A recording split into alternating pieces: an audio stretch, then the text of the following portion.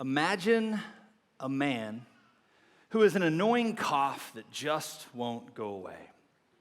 And when I say annoying, I mean like it's annoying enough or bad enough that at night it wakes him up, it wakes his wife up. It's annoying enough that if you were having a conversation with him, if he talks for too long, he will start coughing in the middle of the conversation. And so this man goes to his local pharmacist, and he, goes to CVS or Walgreens or wherever he happens to go, and he tries every single over-the-counter cough medicine, cough suppressant that he can find, and he just can't seem to get any relief from it. Nothing seems to work. So he goes to his doctor. And he goes to his doctor, and he says, I have this annoying cough, and I just can't get rid of it. And so the doctor runs some tests, and the doctor finds out that the man has lung cancer. Now, imagine the doctor knows how tough this news would be for the man to handle. So he doesn't tell him. Instead, he writes a prescription for some really powerful prescription cough medicine. So the man takes him, and the man's like, this is so great, thank you, I finally get what I need. And so the man is relieved, he goes to his local pharmacy, he gets the prescription filled, he goes home, he reads the directions, and it says, take this, and within 24 hours, you'll begin to feel better. And so he takes his first dose, and lo and behold, 24 hours later, his cough has subsided, he's able to sleep, he's able to have a conversation. He's rested. The cough medicine seems to have solved his problem. Meanwhile, very quietly, the cancer is slowly eating away at his body. As a pastor, each and every week, I talk to people who are hurting, stressing, cheating, lusting, spending, worrying, medicating, avoiding, searching. And they're always looking for a way to fix their cough. But what if there was something far more destructive lurking silently within each and every one of us, slowly destroying us from the inside? Today we begin a new series titled The Award Goes To. And our key verse for this series is going to be found in the small New Testament letter written by a guy by the name of John. And if you've never read John's letter before, it's a short letter that is packed with only five chapters, but it's full of interesting information, and it's got this, like, inherently, the way John writes it to his readers, there's this inherent tension that occurs in this letter. And this tension occurs over and over and over again. And the tension is, on one hand, you have John telling his readers, telling the people, the hearers, he's telling them, hey, do not love the world. Don't love the world. Don't love the things of this world. Don't love the stuff of this world. And on the other hand, the tension is John saying, but love this world. Love the people in this world. Love the people in this world. And so he's saying, don't love the things of this world, but love the people of this world. And you get this sense that John, maybe he knew something that we also feel at times, that when we as human beings are left to our own, we tend to get this backwards.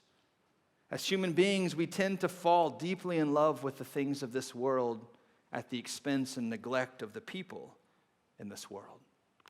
And so John balances this tension back and forth for 5 chapters, and then he gets to the very last line, the very end of his book, and he writes sort of to sum it all up, to kind of say, now that I've said all of this about loving the world and not loving the world, but loving people of the world, he says, now that I've said all this, let me just give you this advice. And in 1 John chapter 5, verse 21, he says this, dear children, keep yourselves from what? Keep yourselves from, let's try this again at all of our campuses. He says, dear children, keep yourselves from idols. Now, maybe you are here today, and I don't know where you are on your spiritual journey across all of our campuses. Maybe you're here today, and when you see that word idols, you immediately are like, idols? Oh, I got it. All right, check. I'm good. Because in your mind, right, and I think for many of us in our mind, when we hear the word idols, what we think of is maybe an image like this, which is an ancient Mesopotamian idol. We think of these little statues, these maybe bronze, maybe ceramic, maybe stone, maybe metal, maybe gold, whatever. And it's these little statues that people we read in ancient religions would go and they would worship at. And maybe that's what our mind first goes to. And while we still live in a world, I would say, where billions of people on a daily basis do worship different idols in one form or another, I think the majority of us, when it comes to this, would say, I'm good. I'm good. But are we? Are we good? Or are our idols just harder to diagnose?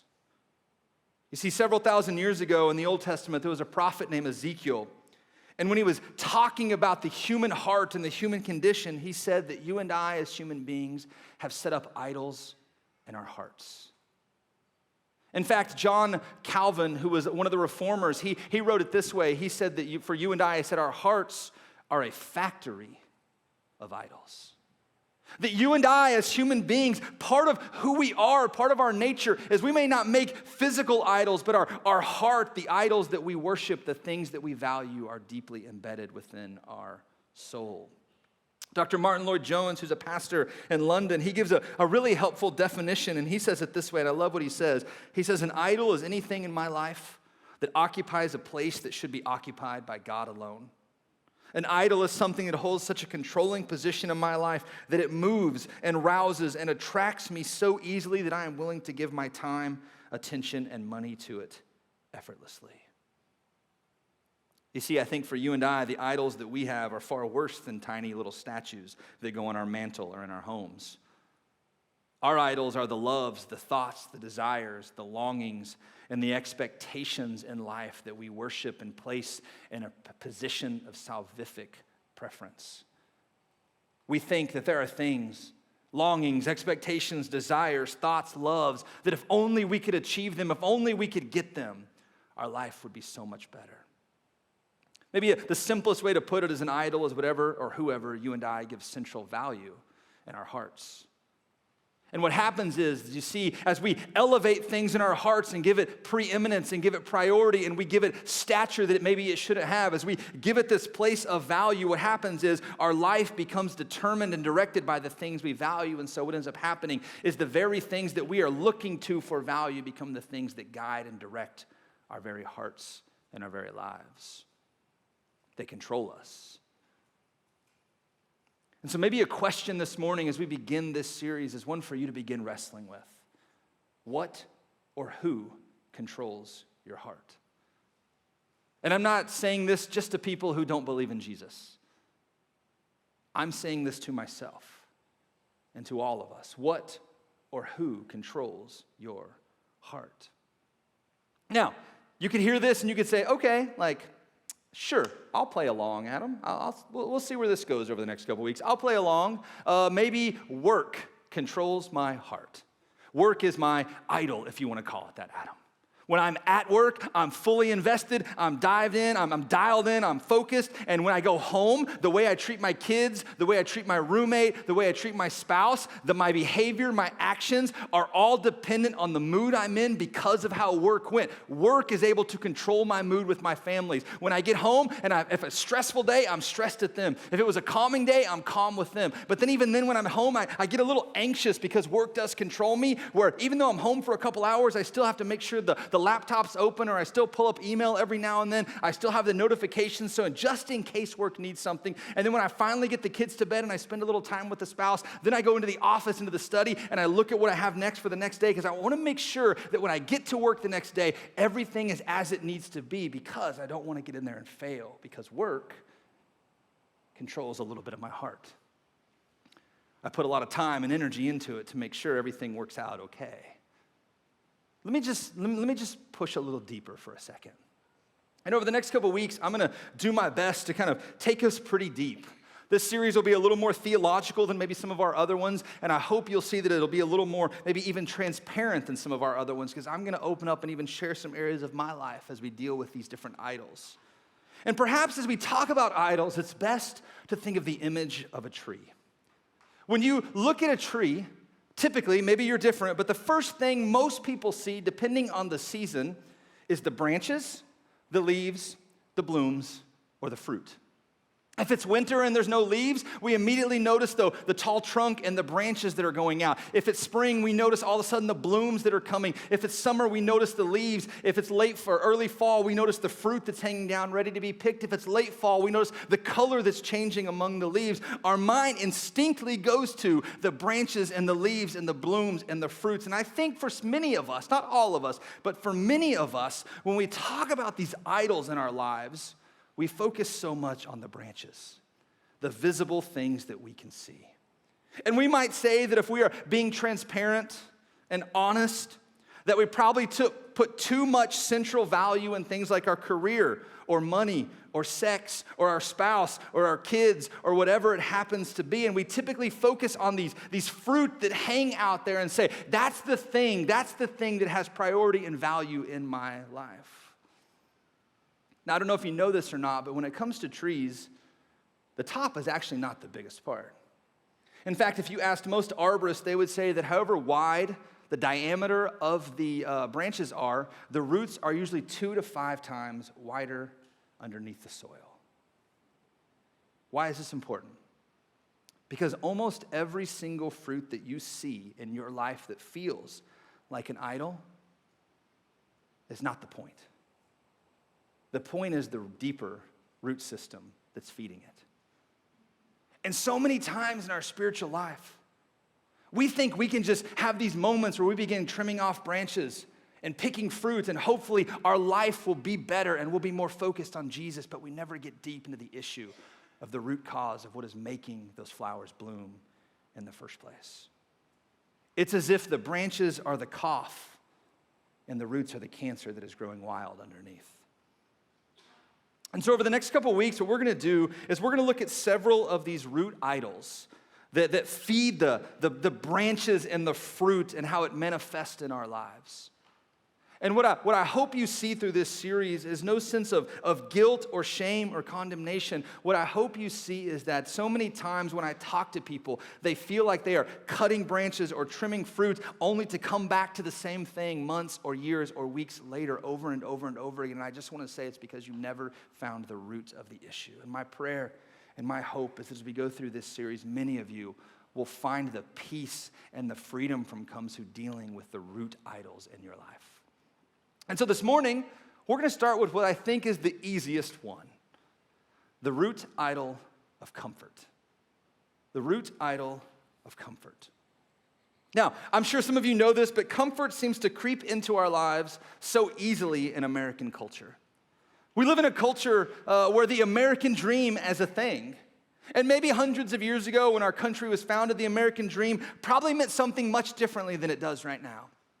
The American dream in its original conception was this idea that maybe you were a blacksmith living in England and you could come to America, to the colonies, to a place where you would be free, and you could come here, and just because your father was a blacksmith and your grandfather was a blacksmith doesn't mean that you needed to be a blacksmith and your children and your grandchildren needed to be a blacksmith. No, you could come to America and you could make a name for yourself. You could be anything that you wanted to be through hard work and education and the right luck and skill in certain moments. You could have the dream of being whatever you wanted to be. But somewhere along the way, and this is my opinion, but somewhere along the way, I think the American dream shifted from that to this thing of the American dream that you can have a nice house and a nice car and a good job and kids. And you can work hard, and you can have vacations, and then your kids can go to college or join the military, and they can serve, and they can have a better life than you did. And then one day you can retire and relax. It's as if the American dream at some point became this thing of saying, listen, the American dream is you can live a life of comfort. You can live a life of ease. You can live a life that's relaxing and full of pleasure, and you can really dream about what you want to be doing with your life, and you can find that is something you can do here that you can't do in any other third world country. No one retires in third world countries. The American dream is that you can be comfortable and relax and find pleasure in things. And so if we're honest, we seek it out. We seek out pleasure. We seek out comfort. Why? Because the world tells us that comfort equals the good life. And this can come in many different forms, and maybe you have your own form you're already thinking of. For some of us, the comfortable life means sitting down in your living room after a long day at work and simply enjoying a show on Netflix. That's comfortable. For some of us, the comfortable life is making sure we have enough margin in our financial life that we can have several vacations a year because we didn't get that with our parents. For some of us, the comfortable life is making sure that our kids are on the right travel ball team so that they can make it to all the tournaments and get seen by a scout and get into the right college and hopefully just one day the American dream that they will become a professional sports athlete. For some of us, we can find comfort in a relationship. We don't want to be alone, and so the idea of being with somebody else brings us comfort and security, and it brings us pleasure, and so we want to be with other people. For some of us, the idea of comfort is being alone. We want no one else telling us what to do. We want to be our own boss in our own life, in our own way, in charge of our own destiny, independence, and autonomous. So we do our things our way.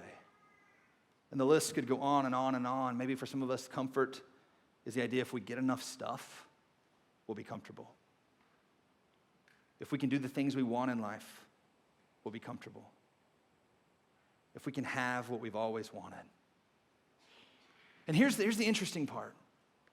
I think what makes this idol so dangerous in our lives is that comfort, deep in our core, when it comes to comfort, it's something we think we deserve. And maybe I'm just being a little open here. Maybe that's just me. I know there are moments in my life, seasons in my life, there are days and weeks in my life where I come home and I'm like, you know what? It has been a long day at work. I just want to go in my basement and I just want to turn on a movie in surround sound and watch the movie and I don't want anyone to bother me. Why? Because I worked hard. I had to go to the hospital. I had to take care of this. I had to plan for this wedding. I had to get ready for this sermon. I had to lead a staff. I worked hard and I'm tired and I just deserve a little relaxation. And don't we all feel that on some level or another?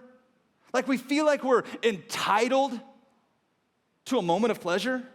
We're entitled to relax. We're entitled to have these moments or these seasons or these episodes in our lives where we do something that is comfortable for us because we earned it. We deserved it. We worked hard. We put in the time. We served other people, whatever it happens to be. But we feel like it's something we need.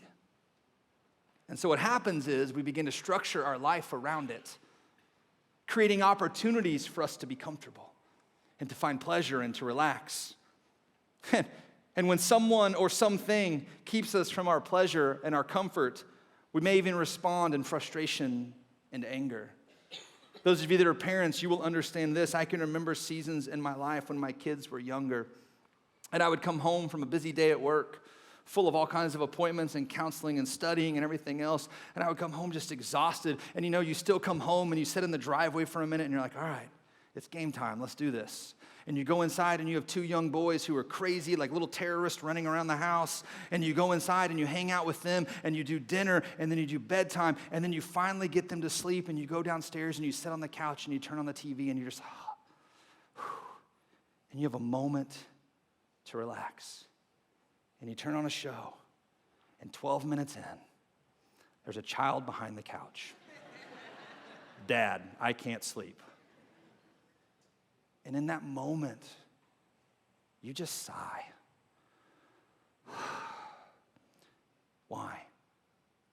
Because you earned that comfort. You earned that moment. And now they're going to ruin it? That's not fair. That doesn't feel right. Maybe for you, maybe it's more of maybe you're an overseer or a boss and you have employees who work for you. Or maybe you just have a really busy job. And it's one of those days where you've been going from thing to thing to thing, putting out fire after fire, one thing after another, meeting to meeting, and you finally get a chance in your office. You don't even have time to go out to lunch, so you finally grab the lunch you brought with you, and you get a chance to sit down at your cubicle or sit in your office, and you realize you have 30 minutes till your next appointment, and you just want a moment to eat this meal, and as you take your third bite, there's a knock on the door. Hey, boss, I know you're trying to eat, but this is urgent. And you just sigh. What is it? Because you earned that moment.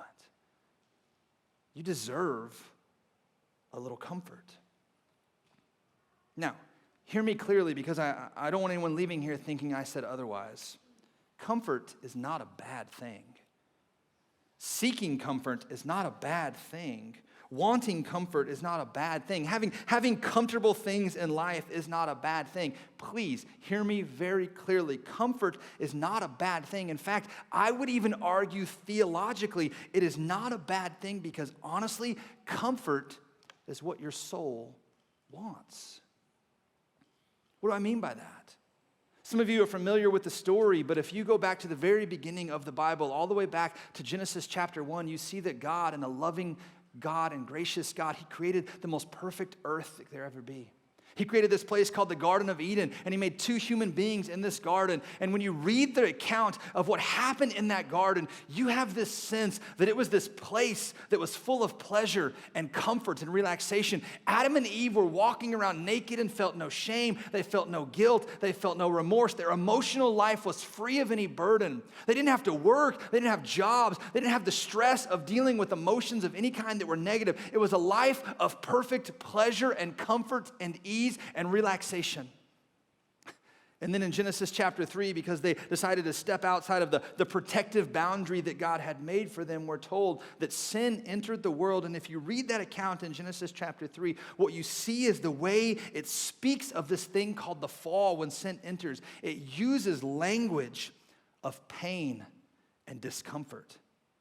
We see things like childbearing, which is definitely not comfortable.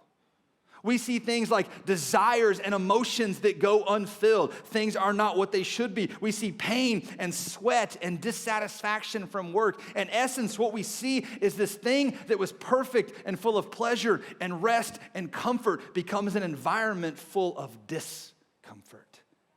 It's lacking what it intentionally was made to have in the beginning.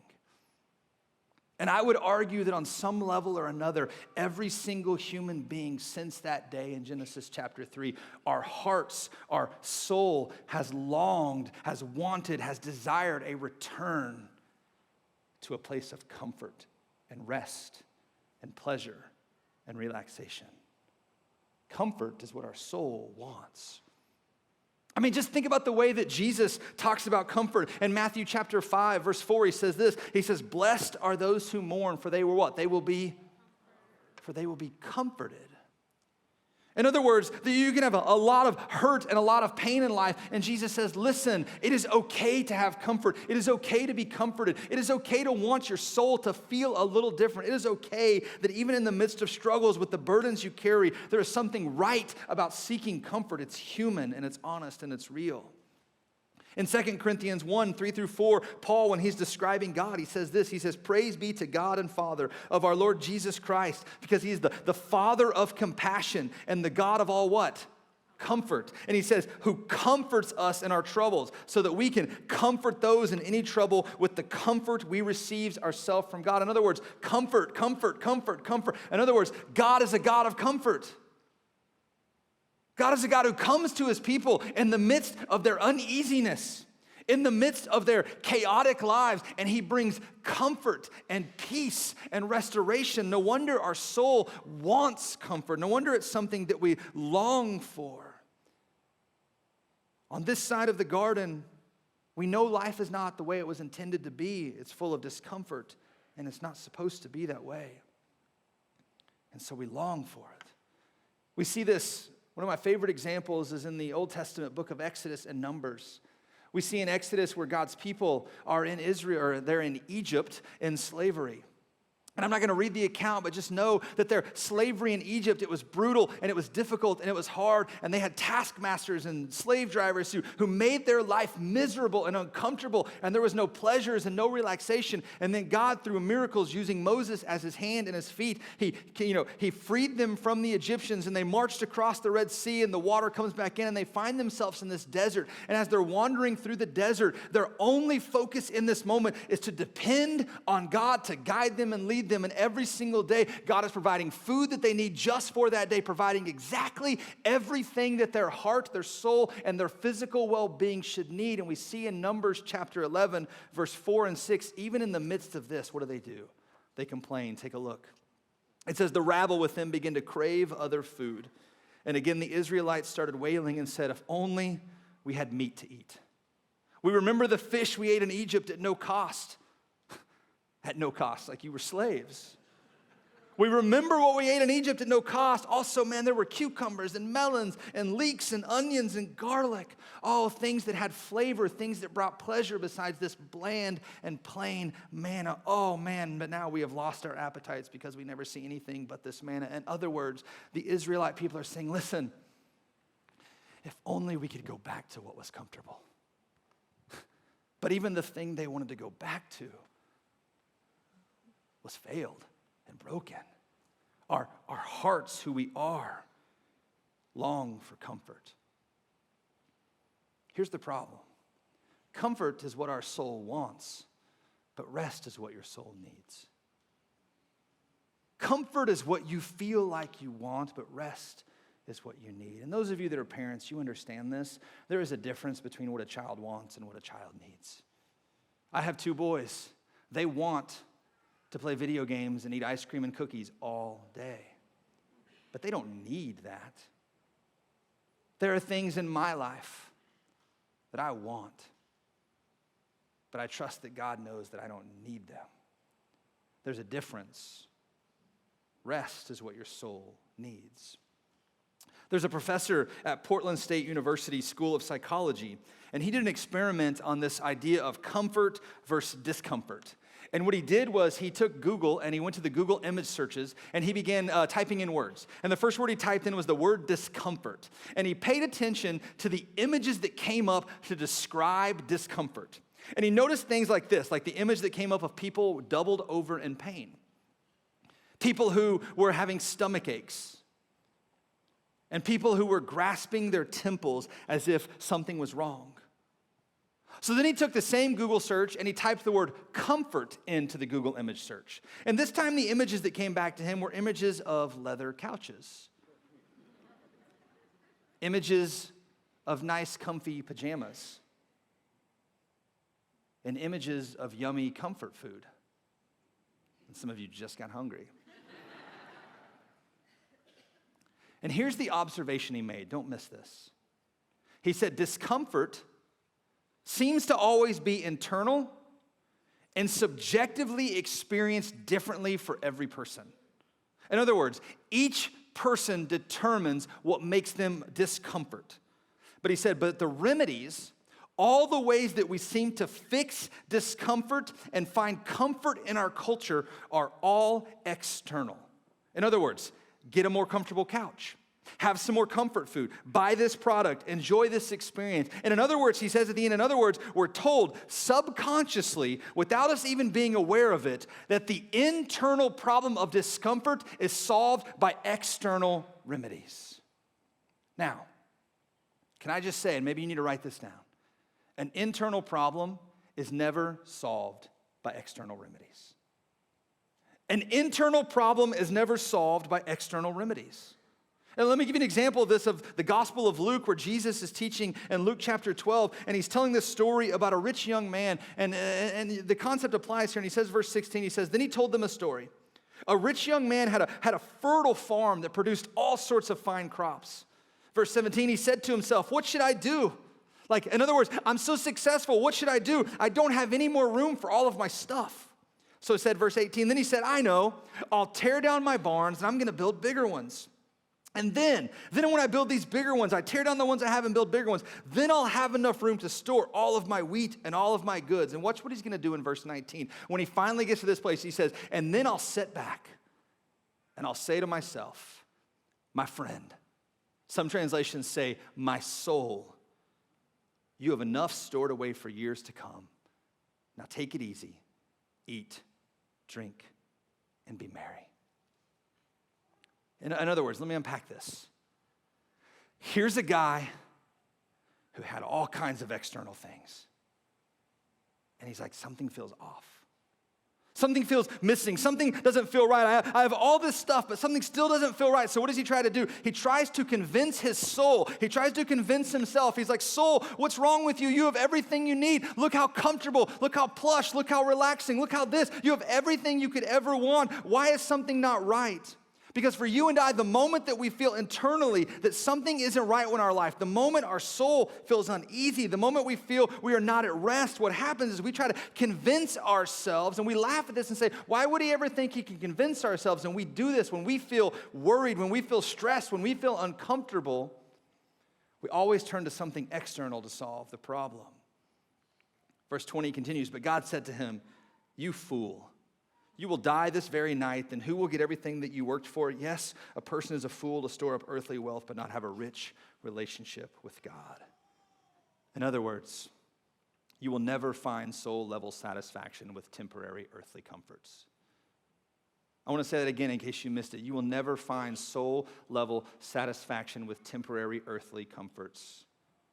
And I can't emphasize this enough. The danger that we live in is that you and I can have all the things in the world. We can have a good life, a good social status. We can have a nice house, a nice car, a nice job, nice vacations. And I'm not talking about material things. We can have all sorts of biblical knowledge and all sorts of religious activity and be doing all of these things. We can be good, decent, moral, upstanding people. We can have all of these things, all of these creature comforts, and still have a soul that does not have rest. It's as if most of the things that we chase in life that we think will find us comfort are just treating a cough and avoiding the cancer. Why? Because our soul needs rest. Our soul needs rest.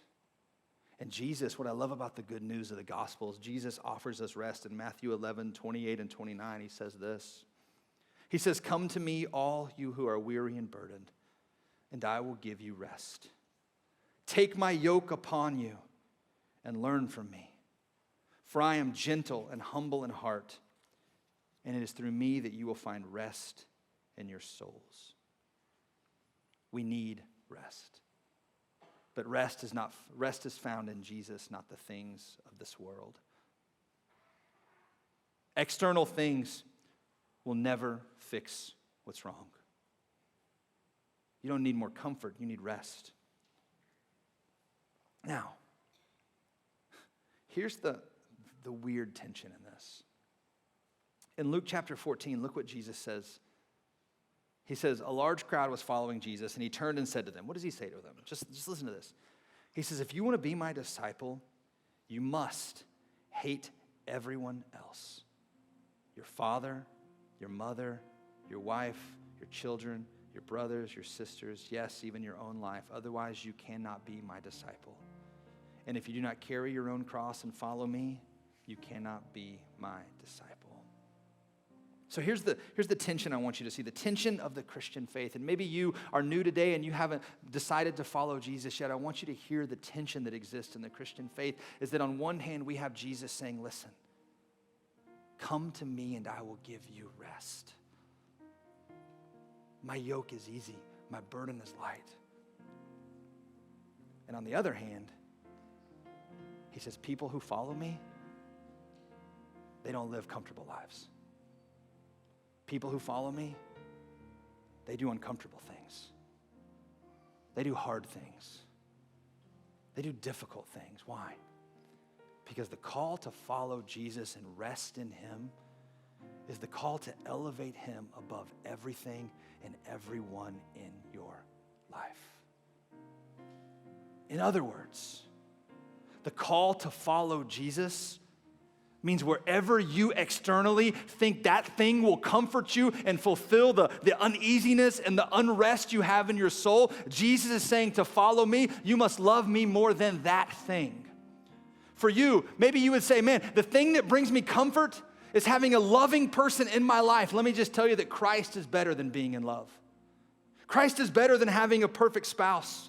Christ is better than having healthy children. Christ is better than seeing your children grow old one day and succeed. Christ is better than making a name for yourself. Christ is better than having a solid career. He's better than a dream home. He's better than a nice car. He's better than vacations. He's better than the retirement. He is better than anything and everything that you think will bring you comfort. Why? Because comfort might be what you think you need, but what you need is rest. And he is where you find rest, and it is in him and him alone. So, here's the question to wrestle with. What do you need to set aside that you have been seeking comfort in instead of Jesus? Now, you might be like, I don't know, I need to think about it. Think about it. One of the things I was wrestling through, I'll just personally in my own life. Sometimes being a pastor is a really demanding thing. There's a lot of phone calls, a lot of emails, there's a lot of events, there's a lot of stuff. And so there are these moments in my life where I'll get a phone call or I'll hear something about someone and they'll invite me to something, they'll invite me to go help somewhere, they'll invite me to serve or go to the hospital. I just don't want to do it because I want to be relaxed and comfortable. And here's what I know.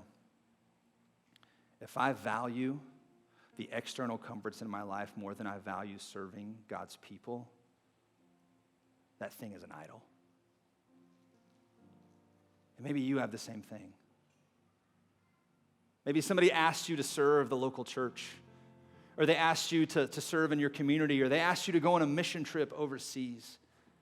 And you said, man, I really love to, but I only get one vacation a year and I kind of want to take it easy. Or, it's on a Saturday and I know it's not that big a deal, but it's college football season and so I really need the time to relax. And I've been working 6 days a week right now. I can't do something in the afternoons. And so we elevate the thing that we think will bring comfort over serving and being an influence in God's kingdom. Let me just say, you cannot live your life for the glory of God and bow at the altar of comfort. You must choose. Let's pray. Jesus, we are so thankful that in Scripture you promise rest.